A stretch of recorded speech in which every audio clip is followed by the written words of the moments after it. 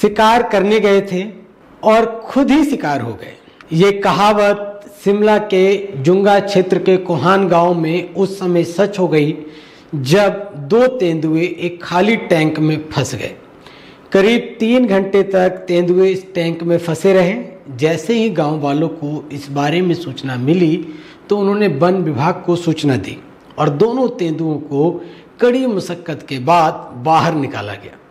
दरअसल सोमवार शाम करीब 5 बजे कोहान में निजी खाली टैंक में मरे हुए बंदर को देखकर नर और मादा तेंदुए इसमें कूद गए। यह टैंक करीब 15 फीट गहरा था। बंदर को खाने के बाद तेंदुओं ने बाहर निकालने की काफ़ी कोशिश की, लेकिन वे निकल नहीं पाए। ऊना में आईओसी द्वारा गैस ढुलाई के कार्य को मंजूरी दिए जाने के बाद आईओसी में दाखिल हुई ऑपरेटर्स की गाड़ियां। ऑपरेटर्स ने बाजार में बांटे लड्डू, हरी झंडी दिखाकर गाड़ियों को किया गेट के अंदर। ऑपरेटर्स बोले कि केंद्रीय मंत्री अनुराग ठाकुर और बीजेपी विधायक सतपाल सत्ती की बदौलत मिला है फिर से ट्रक ऑपरेटर्स को काम। सैकड़ों लोगों को मिला फिर से रोजगार। कई महीनों से चला आ रहा विवाद हुआ खत्म। अब प्रदेश के लोगों को नहीं होगी गैस की कोई कमी।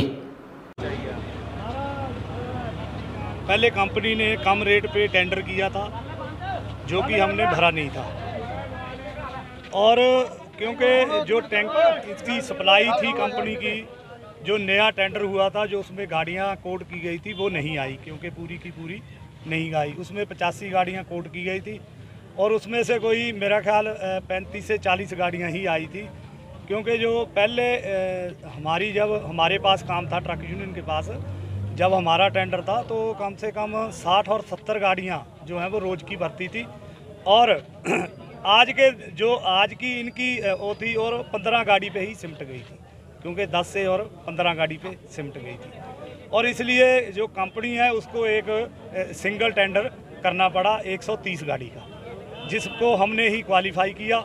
और आज की डेट में जो है वो हमारे को जो सिंगल टेंडर है वो हमारे को मिला, और जो आज हमारी गाड़ियां जो हैं वो इसके अंदर टर्मिनल के अंदर एंटर होंगी। सर, कितने लोगों को इससे फ़ायदा मिलेगा? जो इनके साथ कम से कम जो हमारे इलाके के लोग हैं, आप लगा लीजिए कि 150 ड्राइवर, 150 मालिक, मतलब 300 परिवार तो ये हो गया। मतलब अगर हम पूरी इसको टोटल करें तो मेरा ख्याल जो है वो 600-700 परिवार के नज़दीक बनता है, चाहे ढाबे वाला हो, मिस्त्री हो, और कितने ही लोग हैं जो हमारे से रिलेटेड थे। और 700 परिवारों को अगर हम 5 लोगों से भी एक वो करें तो आप मान के चलें कि 4000 लोगों का जो था वो रोजगार छिन गया था, जो आज की डेट में दोबारा मिला। सर, केंद्र सरकार और प्रदेश सरकार का कितना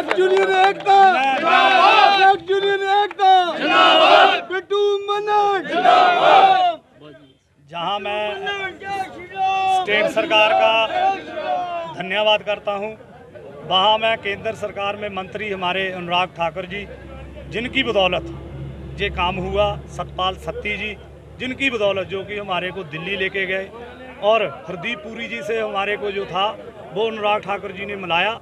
उसके बाद ही ये जो सिंगल टेंडर की प्रक्रिया है ये संभव हो चुकी। मैं उनका बहुत बहुत धन्यवाद करता हूँ। शुक्रिया। ठीक है जी, थैंक यू। ऊना पुलिस ने नाके के दौरान एक कार सवार व्यक्ति से पकड़ा भारी मात्रा में चिट्टा नशा। पुलिस ने व्यक्ति को किया गिरफ्तार। एनडीपीएस एक्ट के तहत मामला हुआ दर्ज। जांच में जुटी है पुलिस। नशे को हालांकि खत्म कर देना चाहती है हिमाचल प्रदेश की पुलिस। ऊना पुलिस द्वारा एएसआई तजिंदर के नेतृत्व में गांव कुठार खुर्द में नाका लगाकर एक कार सवार व्यक्ति की तलाशी लेने के दौरान उसके पास से भारी मात्रा में चिट्टा बरामद किया गया है। पकड़े गए चिट्टा की मात्रा जो है वो 33.5 ग्राम बताई गई है। एडिशनल एसपी संजीव भाटिया ने जानकारी देते हुए बताया कि कार सवार व्यक्ति को एनडीपीएस एक्ट के तहत मामला दर्ज कर अरेस्ट कर लिया गया है और जांच आरंभ कर दी गई है और नशे के खिलाफ ऊना पुलिस द्वारा मुहिम जारी रहेगी और नशे का कारोबार करने वालों के खिलाफ सख्त कार्रवाई ऊना पुलिस द्वारा हमेशा किया जाएगा। कोई 5 ग्राम चिट्टा पकड़ा गया, सर क्या है पूरा मामला?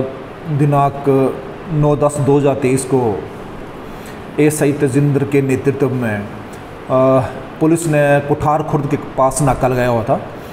इस दौरान एक गाड़ी में से एक व्यक्ति के कब्जे से 33.5 ग्राम चिट्टा बरामद हुआ है और इस संदर्भ में आरोपी के खिलाफ एनडीपीएस एक्ट के तहत पुलिस स्टेशन सदर उन्नाव में मामला दर्ज कर लिया गया है और आरोपी को कानून के प्रावधानों के अनुसार अरेस्ट कर लिया गया है और आगामी कार्रवाई जारी है।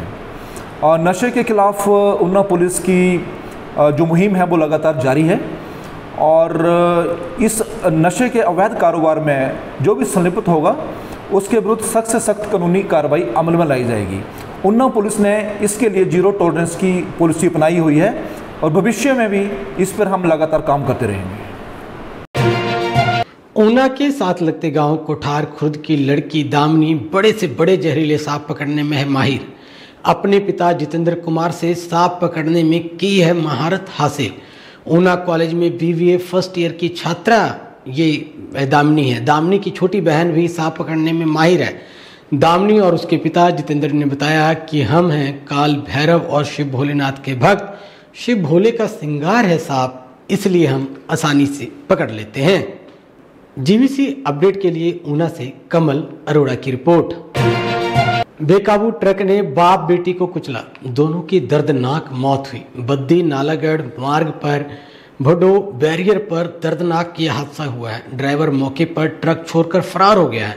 हादसे के चलते सड़क पर भारी जाम लग गया है। दर्दनाक घटना ने लोगों के दिल दहला दिए हैं। कांगड़ा शहर में अतिक्रमण हटाने का क्रम लगातार जारी है। दुकानदारों को निगम की ओर से चेतावनी दी गई है कि सामान को दुकान के सीमा के अंदर रखें। द्रंग ब्लॉक के 45 पंचायतों के प्रधान व उप प्रधान आए हैं जिला परिषद कैडर कर्मचारी के पक्ष में। एक खबर आप देखिए, आपके लिए बहुत महत्वपूर्ण है। आज द्रंग ब्लॉक में समस्त पंचायतों के प्रधानों द्वारा एक बैठक की गई। इस बैठक में चर्चा की गई कि पिछले 30 तारीख से जिला परिषद कैडर के जो कर्मचारी, सचिव, तकनीकी सहायक, जेई और अन्य जो कर्मचारी जो कलम छोड़ो हड़ताल में बैठे हुए हैं, उनके समर्थन में आज एक बैठक का आयोजन किया गया। इसमें सभी प्रधानों ने अपना मत दिया है कि हिमाचल प्रदेश सरकार, मुख्यमंत्री और पंचायती राज मंत्री से अनुरोध करते हैं प्रधान की जो कलम छोड़ो हड़ताल पर जो कर्मचारी बैठे हैं, इनकी जो समस्या है इसके ऊपर ध्यान दिया जाए और जो पंचायती राज विभाग में विलय की बात कर रहे हैं इसका जो है तुरंत जो है निवारण किया जाए, ताकि ये जो कर्मचारी है ये पंचायतों में अपने काम पर वापस आ सके। सरकार द्वारा जो हाल ही में सिलाई अध्यापिका और ग्राम रोजगार सेवकों जो पंचायतों का चार्ज दिया गया है, पंचायती राज पंचायतों के प्रधान जो इसे खासा नाराज है। वो सभी लोग ये चाह रहे हैं कि ग्राम रोजगार सेवक और सिलाई अध्यापिका जो है वो पंचायतों के जो काम चल रहे हैं उसमें पूर्ण तरह से कार्य नहीं कर सकते हैं। तो हमारी मांग है कि पंचायतों जो सचिव है इनकी मांगों को माना जाए, क्योंकि ये वो लोग हैं जो कि हिमाचल प्रदेश सरकार की कोई भी योजना हो, चाहे सेंट्रल गवर्नमेंट की कोई योजना हो, प्रधानों के साथ जो है कंधे से कंधा मिला करके जन जन तक पहुंचाने में जो अपना पूरा सहयोग देते हैं। इनकी जो मांग है इस पर मुख्यमंत्री महोदय जी जल्द से जल्द जो है इनका कुछ न कुछ निवारण करने के लिए उचित कदम उठाया जाए, ताकि जो पंचायतों के जो विकास कार्य है उनको जो है गति दी जा सके। जैसा समझते हैं कि अभी हाल ही में जो आपदा आई हुई थी उसमें पिछले 3 महीनों से पंचायतों में किसी भी तरह के विकास कार्य जो नहीं किए जा रहे हैं। आज हालात ये है कि हिमाचल प्रदेश में जो क्रैशर बंद हुए हैं उनकी वजह से एक भी विकास कार्य पंचायतों में नहीं चल पा रहे हैं। हमारी मांग है कि मुख्यमंत्री महोदय जी इन क्रैशरों को भी जल्द से जल्द जो है चलाने का जो है आदेश दे, ताकि पंचायतों के जो विकास कार्य ठप पड़े वो किए जा सके। साथ ही पंचायत प्रधानों द्वारा ये चर्चा की गई कि हिमाचल प्रदेश पंचायती राज में जो है बहुत सारे पद जो है सचिवों के, ग्राम रोजगार सेवकों के, तकनीकी सहायकों के और जेई के खाली पड़े हैं। इन पदों को भी जो है जल्द से जल्द भरा जाए, क्योंकि एक सचिव जो है वो 3-3 पंचायतों में कार्य कर रहा है।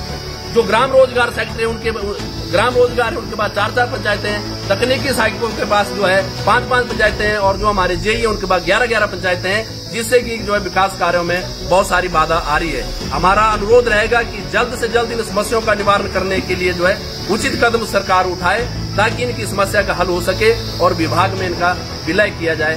यही मांग के साथ आज समस्त प्रधान जो है यहाँ पर इनके समर्थन में जो है खड़े हैं। जय हिंद, जय हिमाचल। हमीरपुर में जिला स्तरीय अंडर 19 छात्राओं की खेल प्रतियोगिता का हुआ समापन के मौके पर काफी भव्य रहा दृश्य। आप भी देखें मनोरम वीडियो को। चाहे कोई भी फील्ड हो, चाहे खिलाड़ी हो, चाहे किसी अधिकारी वर्ग में जाना है तो संघर्ष करना बड़ा जरूरी है। आप लोग संघर्ष कर रहे हैं, खेलों में संघर्षशील हैं, तो आप ब्लॉकों से उठ के डिस्ट्रिक्ट में पहुंचे और यहाँ से जिन्होंने संघर्ष किया है वो अब स्टेट के स्तर राज्य स्तरीय पे राज्य स्तर पर जाएंगे और वहां से जो निकलेंगे वो राष्ट्रीय स्तर पे जाएंगे। मैं उन सब बच्चों को बधाई देता हूँ जो खेले और जीते, उनको भी मैं बधाई देता हूँ। अगर वो नहीं खेलते तो वो जीतते भी नहीं, चाहे आप जरूर हार गए। खेल में एक दूसरे को हारना पड़ता है और खेल के जो नियम है कि जब भी कोई भी परिस्थिति हो, खिलाड़ी जो है उसको सामना करता है, वो चीज से घबराता नहीं। हमारे जीवन में भी खेल का एक महत्वपूर्ण हिस्सा रहा है। हम इसी स्कूल में पढ़ते थे। सरकार के किस फरमान पर उखड़ गए बस ऑपरेटर्स? क्या है नया आदेश? क्यों है विरोध? ऊना से देखें लाइव तस्वीरें जीवीसी अपडेट के साथ। ऐसा है कि कुछ पिछले दिनों में स्टेट ट्रांसपोर्ट अथॉरिटी की एक बैठक हुई जिसमें सो मोटो एक फैसला ले लिया गया। जैसे कोई बस पहले 12 साल तक पुरानी बस किसी और दूसरे रूट पे चलाने की परमिशन होती थी, उसको बिना किसी सोचे बेचारे 12 से 8 वर्ष कर दिया। जबकि एक बस जो है बैंक से लोन क्लियर करने में 8 साल ही लगते हैं। एक लंबे रूट पे बस चल रही है और वो आदमी सोचता है भी मैं यहाँ पे अच्छी फैसिलिटी की सर्विस दूँ, इस बस को बेच दूँ और इसकी जगह नई डालूँ। जब वो 8 साल के बाद किसी और रूट पे रिप्लेस हो ही नहीं सकती, गवर्नमेंट ने रिस्ट्रिक्शन लगा देनी है, तो वो बस जो है स्क्रैप हो गई। मात्र 8 साल में 40 लाख की बस जो है स्क्रैप हो गई। और एक आदमी छोटा ऑपरेटर जिसकी बस 100 से 150 किलोमीटर पे चलती है, जो कि 40 लाख की बस लेके 70,000 75,000 की किस्त नहीं दे पा रहा, वो उस बस को लेके अपनी रोजी रोटी भी कमाता है और लोगों को सर्विस भी देता है। अब वो 8 साल या 10 साल पुरानी बस लेके उसके पास 18 साल पुरानी बस है, तो 8 साल अपग्रेड हो रही है, जिसकी 8 साल है वो नहीं डाल रहा है। ये एक सिस्टम जो चेन थी, ये चेन ब्रेक हो गई। इस फैसले का जब हमने सरकार के मंत्री महोदय से बात की तो उन्होंने इससे भिन्नता जाहिर की भी मेरे को इस बारे में मालूम नहीं है। बहुत से ऐसे फैसले हो रहे हैं जिससे सरकार के चाहे मुख्यमंत्री है चाहे परिवहन मंत्री, उनको जो है विश्वास पे नहीं लिया जा रहा। आला अधिकारी अपने लेवल पे उसको फैसला कर रहे हैं। अब एक और नया फरमान शुरू कर दिया। अब ये जो 12 साल से 8 साल भी किया है, इससे सरकार को कोई रेवेन्यू जनरेट नहीं होने वाला। ये केवल मात्र गले में रस्सी डालने के माफिक है प्राइवेट ऑपरेटरों के। जो सिस्टम जो अच्छी बस लाना चाह रहा वो खरीद नहीं पा रहा, जो पुरानी बस बेच के कम पैसों वाली खरीद रहा वो भी नहीं खरीद पा रहा। ये सारी सिस्टम जो है ब्रेकअप हो गया। इस प्रकार की अन्य खबरों के लिए जुड़े रहें और बने रहें जीवीसी अपडेट के साथ। मुझे दीजिए इजाजत, तब तक के लिए जय हिंद, जय भारत।